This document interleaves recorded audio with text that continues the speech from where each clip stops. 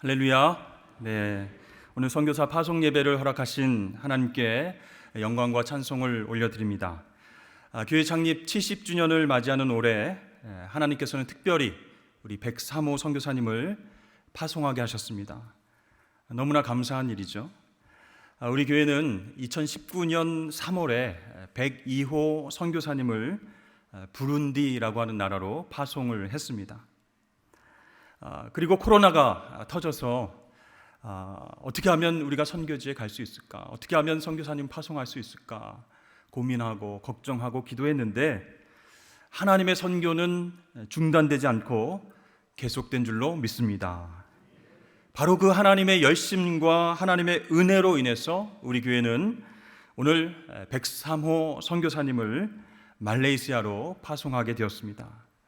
얼마나 감사한 일인지 모릅니다. 우리 하나님께 영광의 박수 한번 올려드리도록 하겠습니다. 할렐루야. 네. 저는요 특별히 감회가 새롭습니다. 제가 부임해서 첫 번째로 파송하는 우리 선교사님이시기 때문에 너무나 가슴 떨리는 마음으로 준비하게 됐습니다. 오늘 파송하는 우리 조 선교사님, 김 선교사님은 이슬람 지역에 복음 전할 것을 꿈꾸시면서 일찍부터 아랍어도 공부하시고 또 이슬람 문화에 대해서도 많이 준비를 하셨습니다. 그래서 저는 그런 생각이 들었어요. 하나님께서 이렇게 준비된 선교사님을 통해서 그 땅 가운데서 어떻게 일하실지 기대가 굉장히 큽니다. 비록 선교가 공식적으로 인정되지 않는 그런 나라에서 선교의 사명을 감당하는 것 굉장히 어렵고 쉽지 않지만 하나님께서 우리 선교사님에게 지혜를 주시고 또 돕는 손길도 베풀어 주시고 그래서 놀라운 구원의 역사를 계속해서 이루어 가실 줄로 믿습니다. 오늘 우리가 읽은 말씀, 오늘 본문 말씀, 이 말씀을 통해서 선교사님을 파송하는 우리가 어떤 마음으로 이 선교 사명을 함께 감당해야 할지 생각해 보는 시간을 갖도록 하겠습니다. 여러분, 먼저 오늘 두 분의 선교사님뿐만 아니라 저와 여러분 우리 모두가 복음을 전하도록 부름받은 사람들임을 여러분 믿으십니까? 네, 이것이 정말 중요합니다. 네, 파송에서 나가시는 선교사님뿐만 아니라 예수 믿는 모든 하나님의 백성들이 복음 전하도록 부름받은 사람들이다라는 것이에요. 그래서 파송받는 선교사님, 또 기도로 후원하는 우리 모두가 복음 전파를 위해서 부르심을 받은 사람이다라고 하는 이 정체성이 정말로 중요하다는 것이죠. 자, 오늘 본문 말씀에서 예수님은 70명을 따로 세우시고 파송하셨다 이렇게 나와 있습니다. 70명이죠. 여러분 성경에서 7은 완전수입니다. 거기에 10을 곱한 70, 모든 성도를 상징하는 숫자 이렇게 말씀을 드릴 수 있습니다. 그러니까 예수 믿고 구원받은 하나님의 자녀들은 모두 다 세상 가운데로 파송되어 살아가는 하나님의 자녀들이다. 그런 존재다라는 것이에요. 여러분 무엇을 위해서요? 복음 전하기 위해서 부름을 받고 파송된 존재다라는 것이죠. 그러므로 오늘 본문 말씀에 예수님께서 파송하신 이 70인은 우리 그리스도인들, 성도들을 대표하는 사람들이다라고 생각하셔도 무방할 것 같습니다. 그렇습니다. 우리는 모두 이 세상에서 부귀영화를 누리고 살도록 부르심을 받지 않았어요. 욕망과 죄성의 지배를 받아서 인생을 즐기면서 그렇게 누리면서 살기 위해 부름받은 것이 아니라는 거예요. 예수 그리스도 복음으로 인해서 영원한 생명 얻은 우리 한 사람 한 사람은 그 기쁜 소식을 증거하도록 부름받은 존재인 줄로 믿으시길 바랍니다. 그래서 주님은 70인을 파송하면서 그 정체성을 잊지 말라 오늘 우리에게 말씀하시는 거예요. 자, 예수님이 이 70명을 파송하시는데요, 어떻게 하셨습니까? 둘씩 짝지어서 파송하셨다. 그러니까 여러분 둘씩 짝이 됐으니까 70명을 파송하면 몇 팀이 되는 거예요? 네, 산수 잘 하시죠? 네, 총 몇 팀? 네, 아이고 잘하셨습니다. 35팀이 파송되어 나갔습니다. 근데 예수님께서 왜 이렇게 둘씩 짝지어서 파송하셨을까? 왜 그러셨을까요, 여러분? 혼자보다는 둘이 낫다 이렇게 예수님 생각하셔서 그렇게 하셨을까요? 아니면 배진장도 맞들면 낫다 이런 생각 때문에 혼자 가지 말고 둘이 가 이렇게 하셨을까요? 여러분, 예수님께서 이 70명 파송하실 때 한 명이 아니라 둘씩 파송한 이유는 바로 증인의 역할을 하라 그런 뜻이었어요. 여러분, 증인은 무슨 일을 합니까? 보고 듣고 알고 있는 것을 전하는 일을 합니다. 그래서 오늘 조 선교사님, 김 선교사님 이 두 분이 서로에게 증인이 되고 또 현지 영혼들에게도 증인이 돼서 그 땅에 가서 예수님에 대해서 보고 듣고 경험한 모든 것들을 전하는 일을 감당하게 된다라는 것이죠. 자, 그렇게 예수님께서 파송하실 때에 어떤 말씀을 하셨습니까? 둘씩 파송하시면서 서로 증인의 역할을 감당해라 하셨는데 추수할 일꾼이 적다 이렇게 안타까운 마음으로 말씀하셨어요. 복음을 전해서 추수할 영혼들은 굉장히 많이 있는데 일꾼이 적다, 추수할 일꾼이 적다 이렇게 말씀하시는 거예요. 여러분, 어떻게 해야 되겠습니까? 오늘 말씀을 우리가 마음판에 새기면서 우리는 주인 되신 하나님께 추수할 일꾼이 적은 이 상황 가운데에 기도해야 된다라는 것이죠. 하나님께 청하여 기도해야 된다. 어떻게 해요? 하나님, 추수할 일꾼을 보내주시옵소서. 우리도 일꾼으로 사용하여 주시옵소서. 이렇게 기도해야 할 줄로 믿습니다. 여기서 우리 교회에서 파송하는 일꾼으로 멈추지 않게 하시고 나도 여러분도 일꾼이 되게 하셔서 우리를 통해서 다른 사람도 추수할 일꾼으로 사용하여 주시옵소서. 이렇게 주님께서는 기도하라고 말씀하시는 거예요.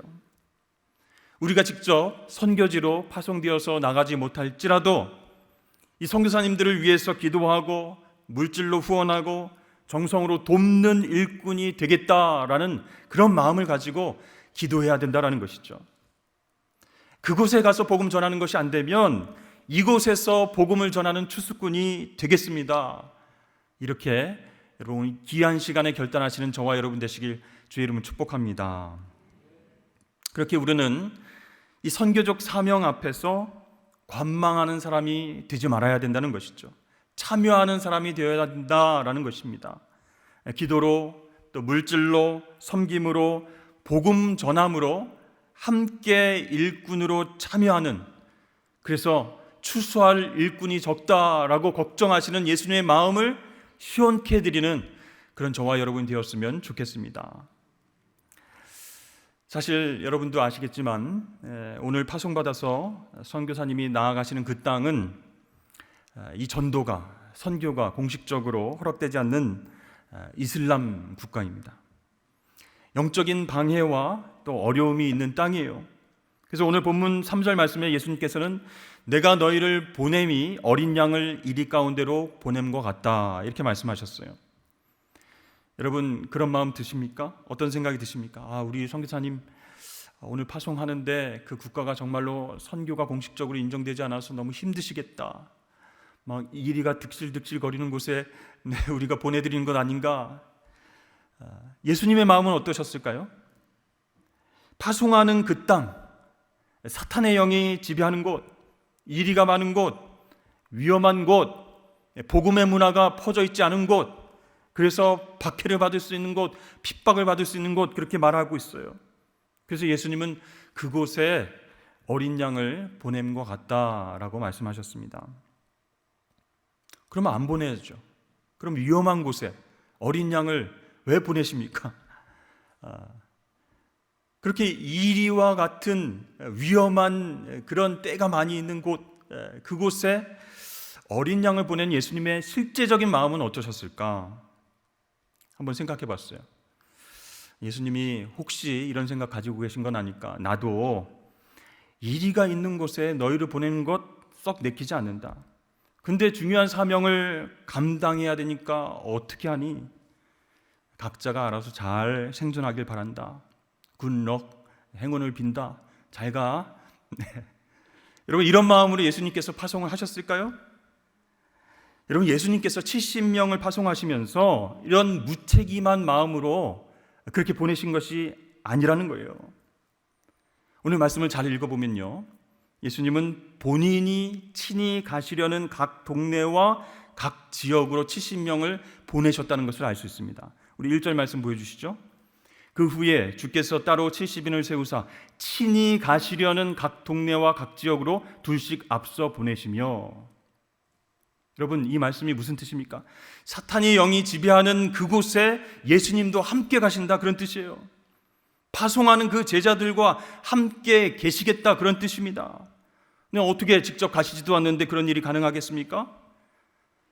우리가 읽지는 않았지만 파송된 70인이 사역을 마치고 돌아와서 보고할 때 그 비밀이 드러납니다. 우리 17절 말씀을 함께 읽어보겠습니다. 시작. 70인이 기뻐하며 돌아와 이르되 귀신들도 우리에게 항복하더이다. 아멘. 주의 이름이면 귀신들도 항복하더이다.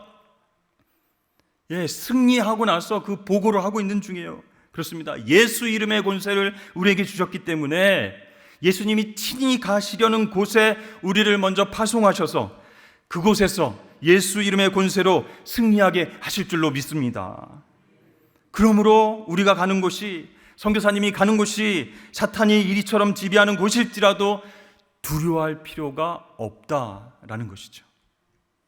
승리가 이미 예정되었기 때문입니다. 얼마나 감사합니까? 19절 말씀에 내가 너에게 뱀과 정갈을 밟으며 원수의 모든 능력을 제어할 권능을 주었으니 너를 해칠 자가 결코 없으리라. 아멘. 그렇습니다. 예수님이 친히 가시려는 곳에 우리를 파송하시기 때문에 그 파송하는 제자들에게 뭘 주시는 거예요? 예수의 영, 성령께서 예수 이름의 권세를 주시는 거예요. 그래서 그 권세로 선교사님과 함께 하셔서 영적인 승리를 경험하게 하실 줄로 믿습니다. 그러니까 악한 영들의 방해가 있음에도 불구하고 해함을 얻지 않고 해를 얻지 않고 승리를 보장하게 하신다, 그런 뜻이에요. 그렇습니다. 우리가 구원받고 하나님의 자녀가 되었음에도 불구하고 예수 이름의 권세를 사용하지 않으면 그 이름의 권세의 위대함을 우리가 알 수가 없어요. 정말로 막 사방이 막히고 원수가 우리를 공격해오고 그때 아이고 두렵다, 이거 큰일 났다, 이건 내가 못하겠다 두려워하면서 도망치는 것이 아니라 예수 이름의 권세를 사용해서 승리를 경험해 보십시오. 그러면 하나님 자녀된 권세가 이렇게 막강하구나, 나를 이곳에 파송하신 이유가 있구나, 주님 나를 사랑하셔서 나와 동행하시는구나, 이런 놀라운 기적을 우리가 경험하게 될 줄로 믿습니다. 그래서 우리를 부르시고 보내시는 그 예수님, 그 예수님만을 의지해서 그 이름의 권세를 당당하게 사용할 수 있는 것이죠.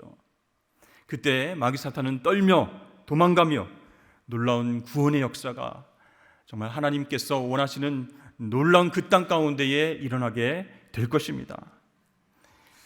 우리 주님은 오늘 말씀에 보니까 파송하는 70명 그들에게 또 하나 부탁을 하십니다. 4절 말씀 보니까 전대와 배낭과 신발 가지고 가지 말라, 이렇게 얘기하죠. 길에서 누굴 만나도 문안 인사하지 말라, 이렇게 말씀하십니다. 왜 그러셨을까요? 왜 이렇게 부탁하셨을까요? 바로 우리에게 주신 사명의 우선순위 때문입니다. 복음 들고 가라라고 명하신 그 땅에 들어갔을 때 사실 선교사님들은요, 현실적인 필요와 문제, 그것에 많이 부딪히게 됩니다.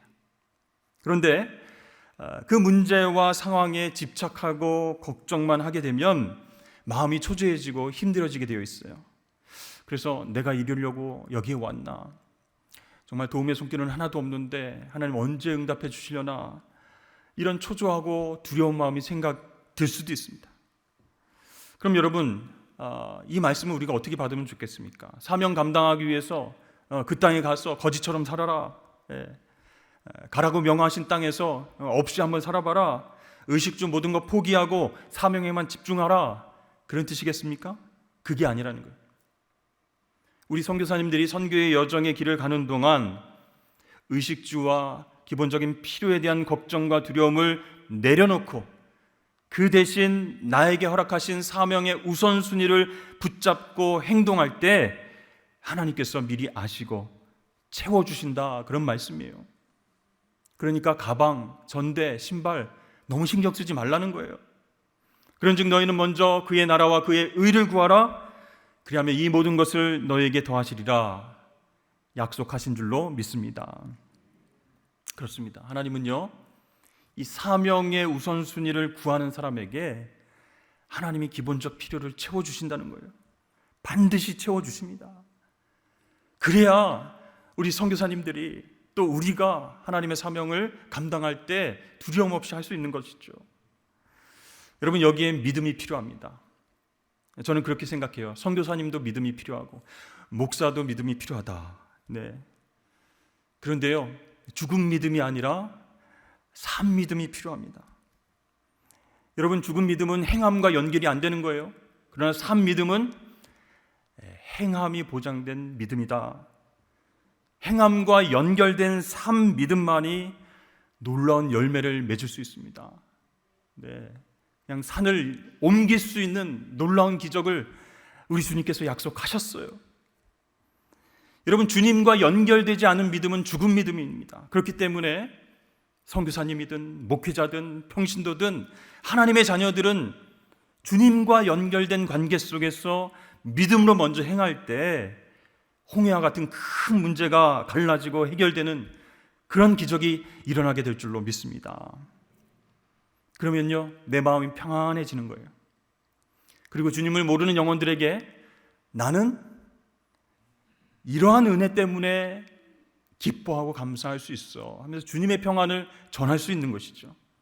그렇지 않고요, 현실적 문제로 인해서 이거 어떡하지, 저거 어떡하지, 그러다가 이제 사명 감당하는 일이 점점 뒤로 처지게 되면요, 걱정과 불안한 얼굴이 계속 나타나게 되는 거예요. 그러면 그 얼굴로 어떻게 주님의 평안을, 주님의 복음을 전할 수 있겠습니까? 5절 말씀에 보면 어느 집에 들어가든지 먼저 말하되 이 집이 평안할지어다 하라. 여러분, 이게 어떻게 가능합니까? 내가 평안해야죠. 네, 하나님의 은혜와 복을 경험해야죠. 평안한 얼굴과 감사한 얼굴과 만족한 얼굴로 평안하십시오, 샬롬, 그렇게 해야 저 사람 무슨 이유 때문에 저렇게 평안한가, 예수 믿는 것이 저렇게 좋은가, 이렇게 복음을 받아들일 수 있지 않겠습니까? 여러분, 우리를 사랑하셔서 자녀로 부르신 주님께서 가라라고 명령하셨어요. 그래서 순종하며 나아갈 때에 우리는 전대와 배낭과 신발을 걱정하지 않아도 됩니다. 채우시고 먹이시고 입히시는 놀라운 은혜가 분명히 있을 줄로 믿습니다. 그러면요, 이제 그 사명의 초점이 맞춰져서 주님 모르던 사람들의 이름이 하늘에 기록된 것으로 인해서 기뻐하는 거예요.